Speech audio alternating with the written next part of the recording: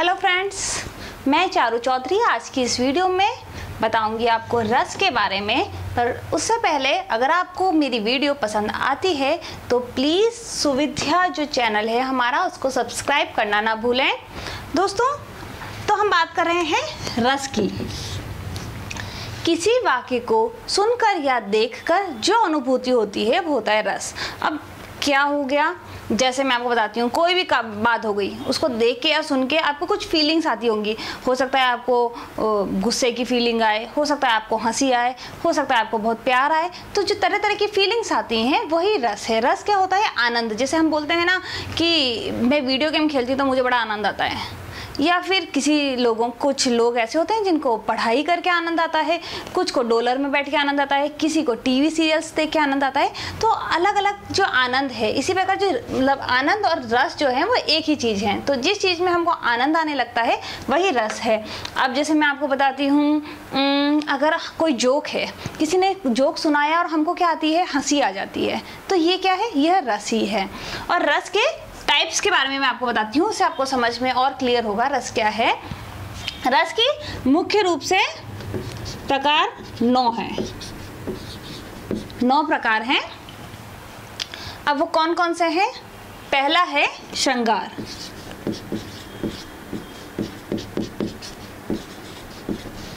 दूसरा है हास्य, तीसरा है करुण, चौथा है वीर, पांचवा है रौद्र, छठा है भयानक, सातवां है विभत्स, आठवां है अद्भुत,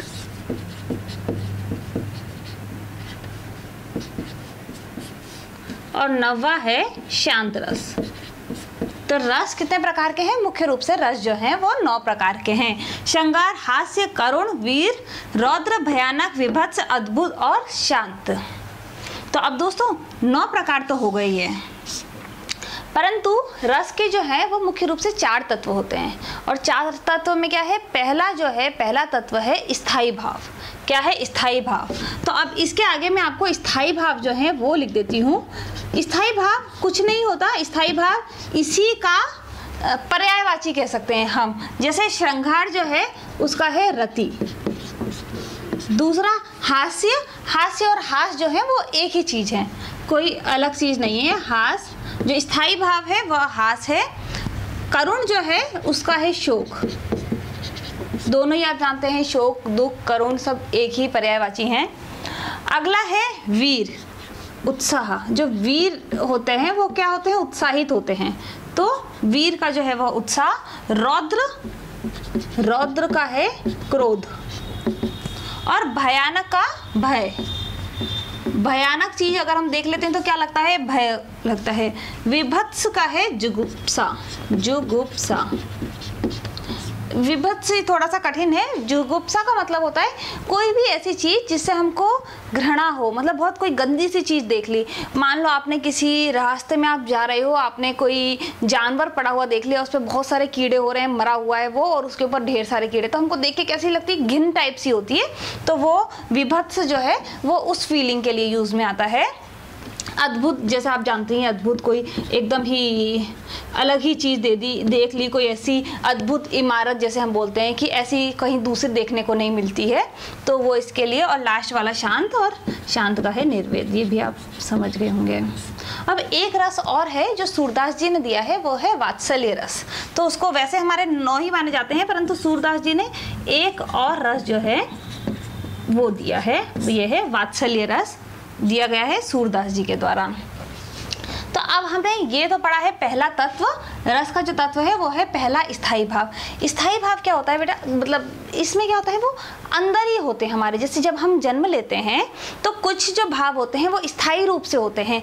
जैसे बच्चा, आपने देखा होगा, बच्चे ने जन्म लिया, उस ज़्यादातर वो उसकी माँ जब आसपास होती है तो वो खुश फील होता है, मतलब उसको अच्छा लगता है कि हाँ भाई। और जो नए लोग होते हैं उनसे वो थोड़ा सा दूर रहना पसंद करता है, जो छोटा बच्चा होता है। तो जब जन्म लेने के बाद तो ये चीज़ें सिखाई तो नहीं होती हैं कि जब बच्चा 10, 15, 20, 25 दिन का है तो उसके जो भाव हैं, कुछ स्थायी भाव होते हैं कि उसका एक अटैचमेंट हो जाता है माँ के साथ में, तो वो उनके साथ जैसे ज़्यादा रहना पसंद करता है। तो जो स्थायी भाव हैं, स्थायी भाव वो होते हैं जो जन्म के समय से ही हमारे अंदर होते हैं। अब स्थायी भाव जो हैं ये जो सारे हैं, ये सारे स्थायी भाव ही हैं। ये कहीं ना कहीं कुछ ना कुछ मैटर को लेके हमारे होते हैं कि हंसी आती है, बच्चा किसी चीज़ से हंसता है, तो ये होते तो हैं हमारे जन्म के समय से ही हमारे अंदर होते हैं। अब दूसरा जो तत्व है वह है, ये पहला तत्व हो गया, दूसरा तत्व है विभाव। विभाव क्या होता है, जो स्थायी भाव जो हैं, ये स्थायी भाव हैं, उनको उद्दीपन, मतलब उनको जागृत करता है, उनको तेज करता है। कौन करते हैं वो? उनको जगाते हैं। जो विभाव है वो उनको जगाते हैं। अब विभाव के भी 3 प्रकार हैं, उससे आप बहुत अच्छे से समझ जाएंगे। पहला है आलंबन। आलंबन क्या है? जिसके कारण स्थायी भाव जो हैं वो उत्पन्न होते हैं। किसके कारण उत्पन्न होते हैं? जैसे आप कह सकते हैं, अगर नायक और नायिका को ले लेते हैं, तो अगर नायिका को देखकर नायक के मन में कुछ भाव उत्पन्न हो रहे हैं, जैसे प्यार की फीलिंग्स आ रही हैं, तो वो क्या हो गया, मतलब ये जो है ये भाव ऑलरेडी थे, उनको जागृत कर दिया। एक बच्चे ने माँ को देखा, उसमें प्यार की फीलिंग ऑलरेडी थी, पहले से ही रहती है। जो हमारे आसपास के सर्कल में जो लोग रह रहे हैं, जिनसे हमारा लगाव होता है, तो वो फीलिंग पहले से ही थी। परंतु क्या हो गया, जैसे ही माँ सामने आई तो वो जो भाव था वो जागृत हो गया। तो आलंबन जो है ये वह होते हैं जिसके कारण स्थायी भाव जो हैं वह उत्पन्न होते हैं। दूसरा है उद्दीपन। उद्दीपन जो है, स्थायी भाव तो होते हैं परंतु उनको कुछ तीव्र कर देते हैं। मान लो, जैसे मैंने आपको अभी नायक और नायिका का एग्जाम्पल दिया था, नायिका को देखकर नायक के मन में भाव उत्पन्न हुए, वो हुआ आलंबन। परंतु अगर मान लो नायिका सुंदर है तो वो जो भाव है वो और ज़्यादा तीव्र हो जाते हैं, मतलब वो जो लव की जो फीलिंग थी वो थोड़ी और बढ़ जाती है वो सुंदरता को देखकर, तो वह हुआ उद्दीपन। तो पहला आप देखिए, इन दोनों में कंफ्यूज नहीं होना है। आलंबन जो है वो स्थायी भाव जो है वो बस उत्पन्न करता है।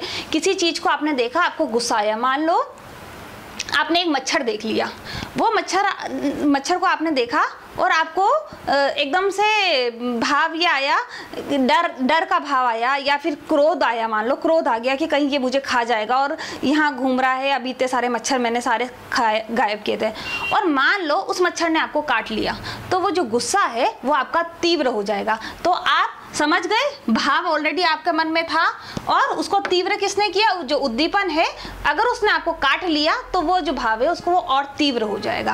अब तीसरा जो है वह है आश्रय। आश्रय जो है वह जिस व्यक्ति के हृदय में भाव उत्पन्न हो रहे हैं, जैसे मैंने अभी मच्छर वाला जो एग्जांपल दिया है, तो क्या मुझे ऐसा लग रहा था, मान लो मुझे डर लग रहा था कि मच्छर मुझे खा जाएगा, तो वो जो भय है या फिर क्रोध है, जो भी है, मान लो मैंने भय है मुझे मच्छर से, तो किसके मन में भय है? मेरे अंदर। तो आश्रय जो है तीसरा प्रकार, अर्थात जो मैं हूँ वह विभाव का जो एक प्रकार है आश्रय, उसके अंतर्गत आएगा। तो मेरे हिसाब से ये जो तीनों हैं विभाव, ये आपको क्लियर हो गए होंगे। अब हम चलते हैं अनुभाव। जो तीसरा जो तत्व है रस का वह है अनुभाव।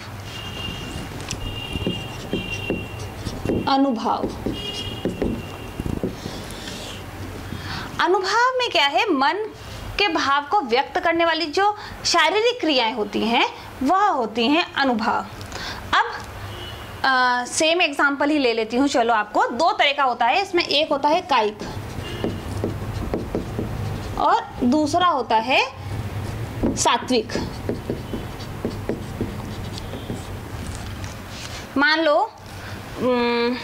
अगर किसी ने, जैसे नायक ने नायिका को देखा और देखकर कायिक में वो हुआ, उसने जान के सीटी बजाई या आंख मारी, तो ये चीज़ें जाएंगी कायिक में, जो कि जान के जो हरकतें की जा रही हैं। मान लो अगर मच्छर आ गया मेरे सामने और मैं उसको इस तरीके से हटाने की कोशिश कर रही हूँ, जो भी काम मैं अपनी स्वेच्छा से कर रही हूँ, मैं खुद चाह रही हूँ करना, वो होता है कायिक में, जो कि जान करके हरकतें की जाती हैं।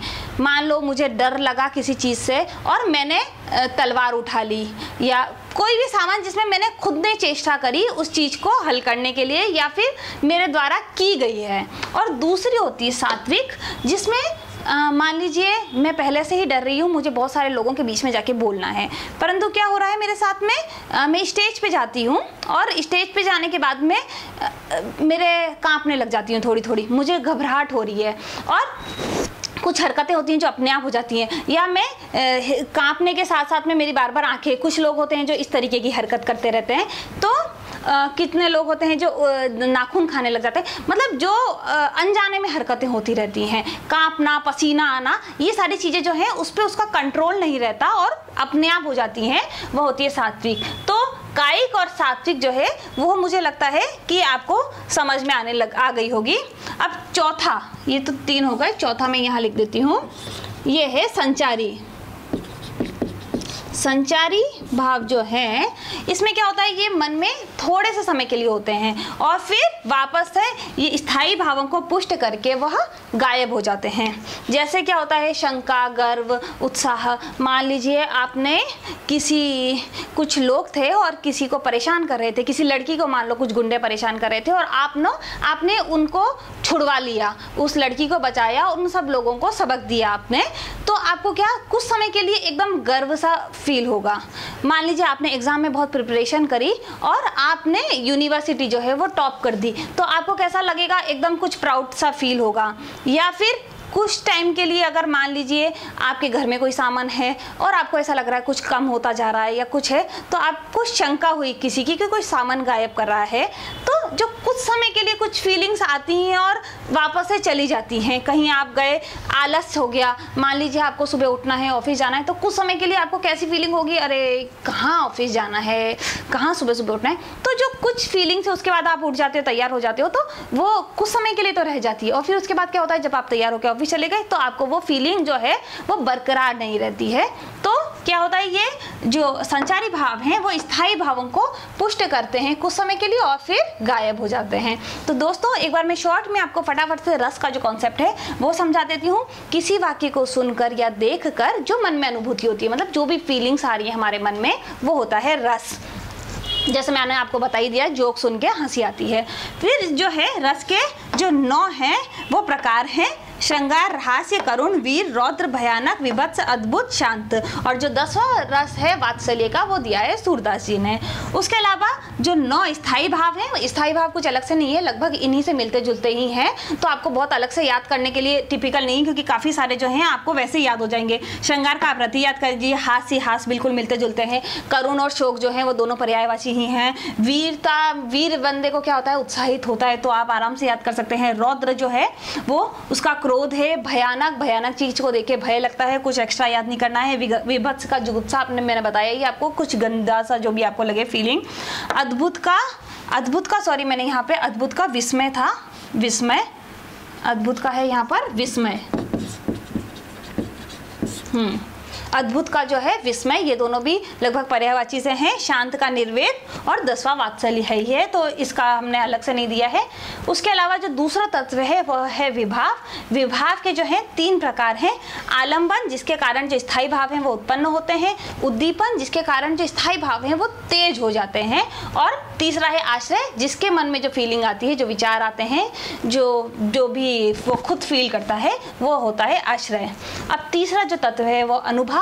अनुभाव के 2 प्रकार हैं, कायिक और सात्विक। कायिक तो वो हो गया जिसमें वो खुद जानकर हरकत करता है, कुछ भी फीलिंग आई और उसने खुद ने कोशिश करी, लड़ाई हुई किसी से, उसने डंडा उठाया, अपनी जानकर उठाया, तो वो हो गया कायिक। और अनजाने में अगर किसी ने सामने कुछ गुंडे लोग आ गए और कांपने भागने लग गए तो वो जाएगा सात्विक में, जो हरकतें अपने आप हो जाती हैं।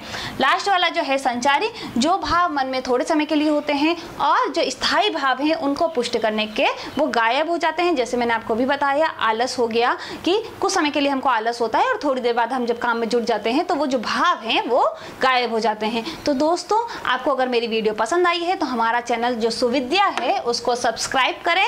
Thank you.